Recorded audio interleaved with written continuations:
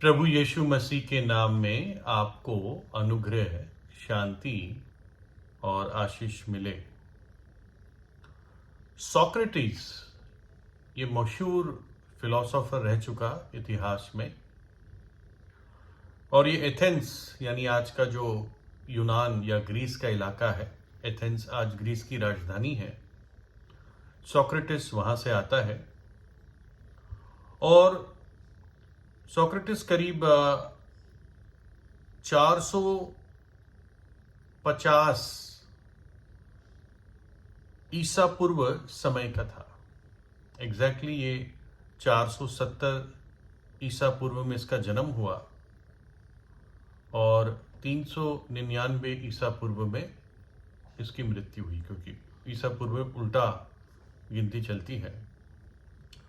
और ये बहुत मशहूर रहा। ये फिलोसोफर था, जिसको हिंदी में दार्शनिक व्यक्ति कहते हैं।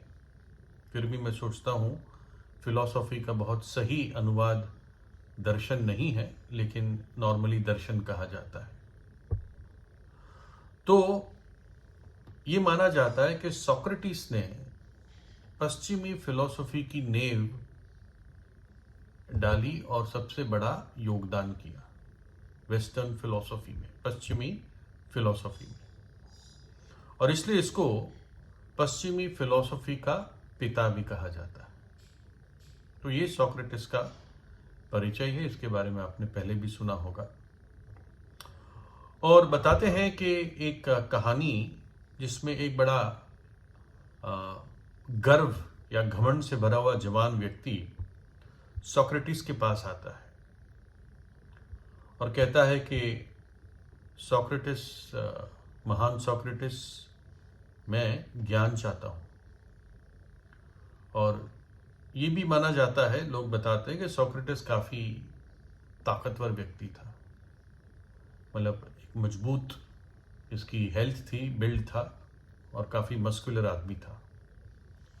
तो उसने आकर कहा कि हे महान सोक्रेटिस, मैं तुझसे ज्ञान पाने के लिए आया हूँ। और सोक्रेटिस एक मूर्ख व्यक्ति को देखकर ही समझ जाता था। तो सोक्रेटिस ने कहा, अच्छा चलो मेरे साथ चलो। तो उसको वो कई सड़क पार करके समुंदर तक ले गया और फिर समुंदर में वो जाने लगे। और जब तक पानी गले तक, है ना, यहाँ तक जब तक नहीं आया वहाँ तक वो गए दोनों। और फिर सोक्रेटिस ने उसको पूछा, तू क्या चाहता है? और उसने कहा, हे बुद्धिमान सोक्रेटिस, मैं ज्ञान चाहता हूँ। और वो मुस्कुरा रहा था, वो जवान। तो सोक्रेटिस ने अपने ताकतवर हाथ उसके कंधे पे रखे और उसको पानी के अंदर डुबा दिया, धकेल दिया, मतलब ताकि उसका सिर पूरी तौर से पानी के नीचे चले जाए। और सोक्रेटिस ने 30 सेकंड गिने करीब, और फिर उसको वापस ऊपर लाया और उसको पूछा, तू क्या चाहता है? और तो वो जवान बोला, मैं बुद्धि चाहता हूं, हे महान और बुद्धिमान सोक्रेटिस। सोक्रेटिस ने फिर उसको पानी में उसका सिर डुबा दिया। अब सोक्रेटिस ने उसको 40 सेकंड पानी के नीचे रखा और फिर उसको वापस ऊपर लाया और फिर पूछा, तू क्या चाहता है जवान? और अब इसकी सांस काफी फूलने लग गई थी जवान की, और तब भी वो अटकते अटकते बोला, मैं ज्ञान चाहता हूं, हे बुद्धिमान और अद्भुत। वो पूरा बोल भी नहीं पाया, सोक्रेटिस ने उसको फिर पानी के अंदर डुबा दिया और फिर अब 50 सेकंड के करीब गिने और फिर उसको ऊपर लाया। अब सोक्रेटिस ने पूछा, बता तू क्या चाहता है? और तब वो जवान चिल्ला के बोला, मुझे हवा चाहिए सांस लेने के लिए, मुझे हवा चाहिए। और तब सोक्रेटिस ने कहा, जब तुझे ज्ञान ऐसे ही चाहिएगा जैसे तुझे हवा चाहिए अभी, तब तुझे ज्ञान मिलेगा। तो ये सोक्रेटिस की कहानी बताई जाती है कि ज्ञान मिलना, बुद्धि मिलना, ये एक बहुत बड़ी चीज होती है, ऐसे प्रस्तुत किया जाता है। लेकिन जब मैं बाइबल पढ़ता हूं तो बाइबल मुझे बुद्धि और समझ के बारे में बातें बताती है। बुद्धि, समझ और ज्ञान। और बाइबल खुद बताती है कि बुद्धि और समझ को खोजो। नीति वचन 4 अध्याय 5 से 9 में बुद्धि को प्राप्त कर, समझ को भी प्राप्त कर, उनको भूल ना जाना, ना मेरी बातों को छोड़ना। बुद्धि को ना छोड़, वह तेरी रक्षा करेगी। उससे प्रीति रख, वह तेरा पहरा देगी। बुद्धि श्रेष्ठ है, इसलिए उसकी प्राप्ति के लिए यत्न कर। जो कुछ तू प्राप्त करे उसे प्राप्त तो कर, परंतु समझ की प्राप्ति का यत्न घटने ना पाए। उसकी बढ़ाई कर, वह तुझको बढ़ाएगी। जब तू उससे लिपट जाए तब वह तेरी महिमा करेगी। वह तेरे सिर पर शोभायमान भूषण बांधेगी और तुझे सुंदर मुकुट देगी। प्रभु का वचन भी कहता है, तू बुद्धि की खोज कर, तू बुद्धि से लिपटा रहे, तू ज्ञान को प्राप्त कर। लेकिन यही परमेश्वर का वचन बाइबल बताती है कि प्रभु यीशु मसीह स्वयं परमेश्वर की बुद्धि और परमेश्वर की सामर्थ है। लिखा है, परंतु जो बुलाए हुए हैं, क्या यहूदी क्या यूनानी, उनके लिए मसीह यानी यीशु मसीह परमेश्वर की सामर्थ और परमेश्वर का ज्ञान या बुद्धि है। सच्चा परमेश्वर आसानी से प्रभु यीशु मसीह में पाया जाता है। सारा सत्य, सारी बुद्धि, सारी समझ, सारा ज्ञान का केंद्र बिंदु प्रभु यीशु मसीह है। सब कुछ उसी में पाया जाता है।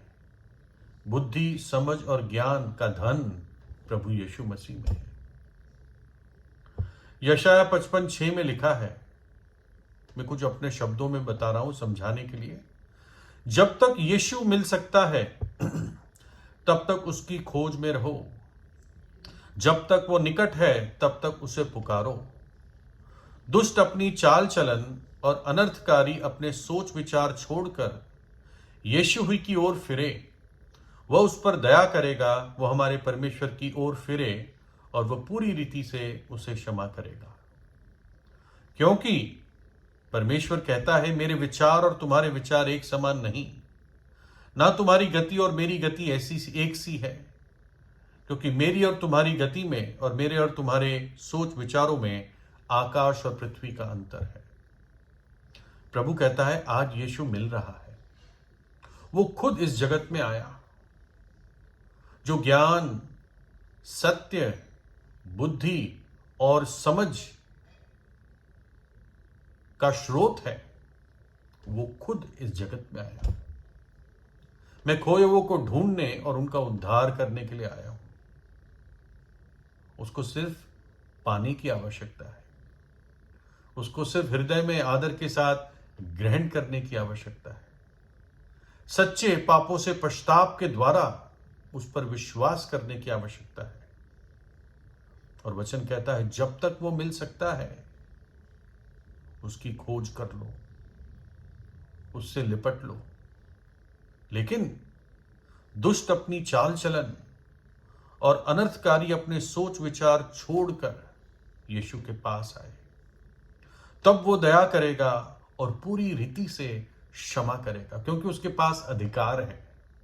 क्योंकि क्रूस पर उसने हम पापियों के लिए अपना प्राण दिया, अपना बलिदान दिया, अपना पवित्र लहू बहा दिया, हमारे पाप और श्राप को अपने शरीर में उठा लिया। जगत के पाप का बोझ परमेश्वर के पुत्र ने क्रूस पर उठाया और हमारे लिए प्रायश्चित किया और तीसरे दिन जी उठा। और जो सच्चे हृदय से पश्चाताप करके यीशु को ग्रहण करता है, उसे वो बुद्धि और समझ परमेश्वर की ओर से प्राप्त होती है। जो कोई यीशु के नाम को पुकारेगा वो उद्धार पाएगा। जब तक वो मिल रहा है, जब तक वो उपलब्ध है, उसको पालो, उससे लिपट लो।